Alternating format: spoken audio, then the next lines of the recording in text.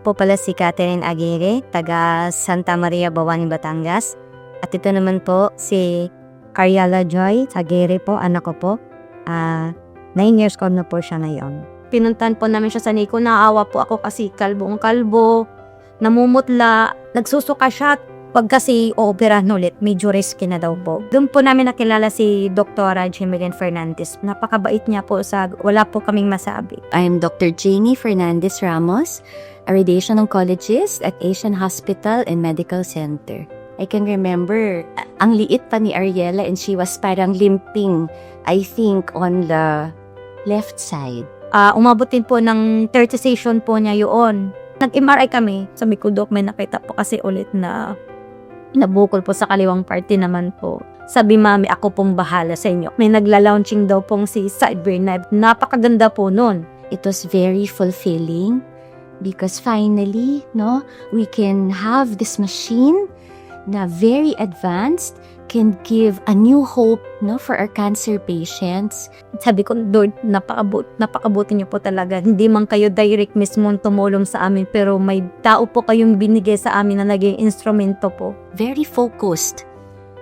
It is very precise, very accurate, it is very efficient, no, because we only deliver 1 to 5 sessions to the target instead of the conventional 30 sessions. At the same time, it is painless. Ilang minutes lang ko yan eh. Pagkabangon ni Ariela Joy, unang treatment pa lang niya, abay, gusto na agad mag-swimming. After niya mag-treatment ng 4 days, sabi ni doktora MRI po 3 months. So, nag 3 months po siya ng December. Sabi, Mami, good news. May pagbabago pa, improvement na po agad. Yung bukol niya po, 50% na daw po talagang natunaw. We can give them quality of life. This treatment is very safe even for our pedia patients like Ariela, to all walks of life, all the way from north to south of the country. Napakaganda po talaga ni Cyvernite. Nakakahinga na kami ng maluwag. I'm Noyla Carmela Bahu Manuel. Last 2022, I was diagnosed with breast cancer. Nahirapan akong tanggapin siya agad. After 3 years, the cancer metastasized sa brain. I am Dr. Mike Malabanan. I'm a radiation oncologist. Well, Sinoyla is very familiar to everybody. No, she's in the outpatient department. I had modified radical mastectomy. Tinanggal po yung left breast ko.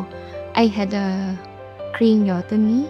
Nung nagkaroon tayo ng CyberKnife, you're so excited to have it because it's indicated for different types of tumors. It is very useful for what Ms. Noyla had. I only had 1 session. During the treatment procedures, wala akong takot na naramdaman. I felt secured. Side effect profile is less kasi yung collateral damages or side effect is mas mamaba na. I felt a huge relief. Hindi siya naging hadlang para bumalik ako sa normal life ko. Kita mo na yung peklat niya sa dibdib. Kita mo na yung peklat niya sa ulo. She's working, no? Oh, I'm here, I'm fighting, I'm working. He instructed me to do an MRI after 3 months.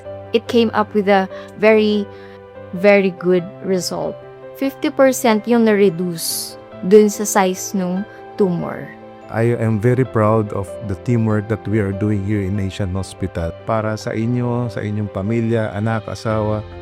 Huwag kayong mawawalan ng pag-asa, ng pananampalataya kay Lord. At magtiwala kayo sa mga doktor. Kapit lang. Kaya natin to.